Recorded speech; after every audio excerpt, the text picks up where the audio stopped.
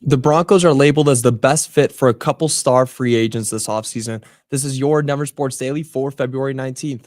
The biggest stories, the latest news. It's Denver Sports Daily. The linebacker and running back positions are spots that definitely need to be filled, according to Sean Payton, especially. And two stars of those respective positions were labeled as the best fit for the Broncos this offseason, and that was rated by ESPN's Matt Bowen. Now, Kansas City's linebacker Nick Bolton is one of those players. He's been on the Chiefs for 4 years, and last season, he allowed his career worst 103.6 passer rating for QBs when targeting him. But don't let that get you down. He's been solid. He's been great. He's one of those players that would immediately bring a boost to the linebacker room for the Broncos. He's one of those that would immediately jump all of this team. It would be a huge get if the Broncos could get Nick Bolton at their linebacker spot. But another interesting one is Minnesota Vikings Aaron Jones. That's the other player, and it's very interesting. Payton has commented multiple times on wanting a joker at the running back, and Jones could be that guy. Jones joined the Vikings last season on a 1-year contract after spending 7 seasons with the Packers. And in that last season, he recorded 1,556 total yards and added 7 total touchdowns. Now, a lot of that came from the ground, but a lot of that, about 400 yards and 2 touchdowns, came in the air. He's a great receiving back. He's obviously a great running back. He's one of those big names that people know around the league.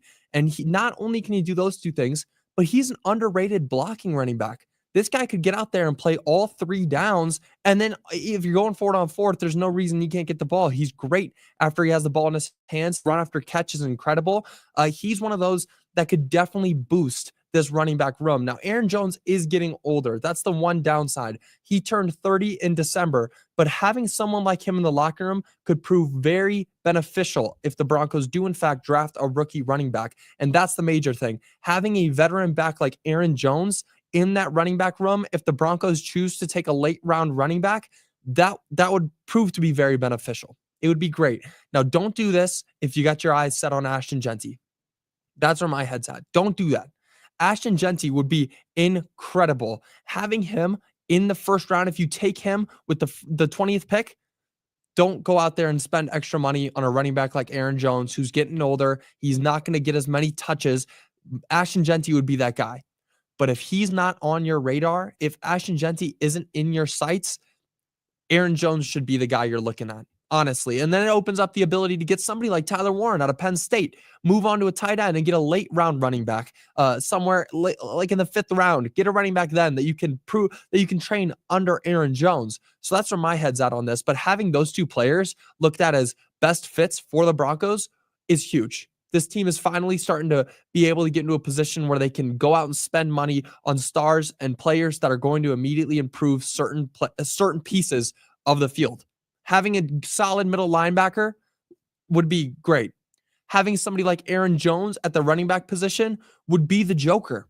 That's what Sean Payton is looking for. Having Aaron Jones in the backfield, being able to run out and hit the flats, great. Having him to be able to break open a hole, great. How many times am I going to say that? Aaron Jones is incredible. If the Broncos can get him, that would immediately open up the playbook for Bo Nix and Sean Payton.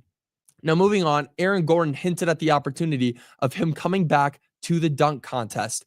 Now, last time Aaron Gordon was in the dunk contest, he lost to Derrick Jones Jr. in 2020, but more notably, he lost to Zach LaVine in 2015 and 2016 in controversial endings. And if you remember that, I don't know very many people that think that Zach LaVine should have beat Aaron Gordon. Now, however, after the All-Star games, they all wrapped up this Sunday. John Morant took to Twitter and called out those 2 and asked if they'd come back. Zach and AG, what's up? That's what John Morant tweeted, which led to AG's response. I still got some S word in me. How exciting would that be? Seeing AG back out there on that floor representing the Nuggets this time, because the last 3 times he was in the dunk contest, he was for Orlando. Now, Giannis Antetokounmpo also responded to the tweet, which brings up the question, who would win in a dunk contest between Aaron Gordon, John Morant, Zach LaVine, and Giannis Antetokounmpo? You know I'm rocking with Aaron Gordon. His dunks have always been incredible. I still remember the one on the hoverboard where he had the mascot just spinning around, and he did a 360 windmill off the lob from him. Incredible. I don't know how you don't win when you do something like that. And sure, Zach LaVine can do a between the legs or whatever he did, windmill from the free throw line. I don't care about that. Aaron Gordon should have won that dunk contest, and seeing him back out there would just be amazing. That's the kind of fan presence that everybody wants to see. Now, moving on, more about the All-Star game. It happened this Sunday, and all I can say is that it was a total disappointment.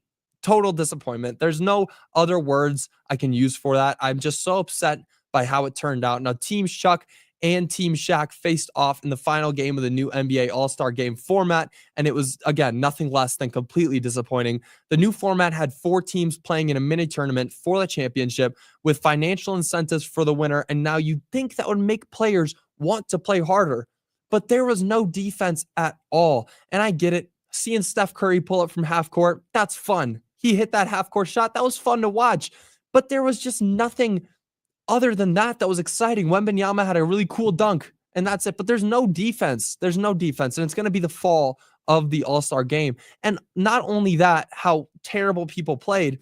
At one point, there was a 20-minute break in the middle of the game to give signed jerseys to each of the coaches. It just wasn't fun to watch. Now, Team Shaq was comprised of players such as Jason Tatum, Kevin Durant, Steph Curry, all the OGs, and then they ended up beating Team Chuck with Nikola Jokic, Shai Gilgeous-Alexander, and Victor Wembanyama. That game ended 41-25 in the final. And again, they have to do something about this All-Star game because it's just not fun to watch anymore. 41-25. It started out 11-0, and then the first points came from Shai Gilgeous-Alexander hitting a free throw. That's the first thing. No free throws in the All-Star games. Come on now. And then the second part of that is, how many more times do I have to see Shai Gilgeous-Alexander at the free throw line? I'm getting sick of it. Now, that's going to do it for your Denver Sports Daily. I do want to see a few of your comments. Good morning, Joey. Hope Broadway treated you well. It's amazing. Broadway was amazing. My brother was out there. If you didn't watch last Thursday, I was gone for a couple of days out in New York City. My brother was on Broadway. It was a lot of fun. It was a great time. Thanks for asking. I just don't think Genty will be there at 20. Dallas will have him. I can definitely see that. That's where the Broncos need to come in and make decisions. Do they trade up? Do they really want Genty that bad, or are their eyes set on a tight end? I'm hopeful that Ashton Genty will fall. And again, the Dallas Cowboys, how many times have they proven that they're not good in these situations? Are they actually going to go out there and make the right decision and get Genty, or will they fail once again? My head's that they're going to probably fail.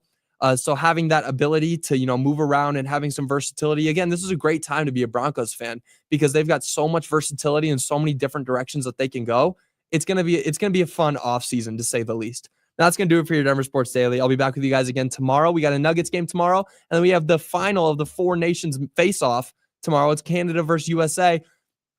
I wish I got to talk about with you what the heck, that Canada-USA game? I wish I could have talked to you guys about that. That was incredible. 3 fights in the first 9 seconds. Come on. How much better could you draw it up? It was incredible. It was so much fun, but I'll definitely be previewing that tomorrow. And then on Friday, we're going to hopefully recap a USA win. But that's going to do it for your Denver Sports Daily. I will see you guys all tomorrow. Until then, y'all have a great rest of your day. Bye, guys.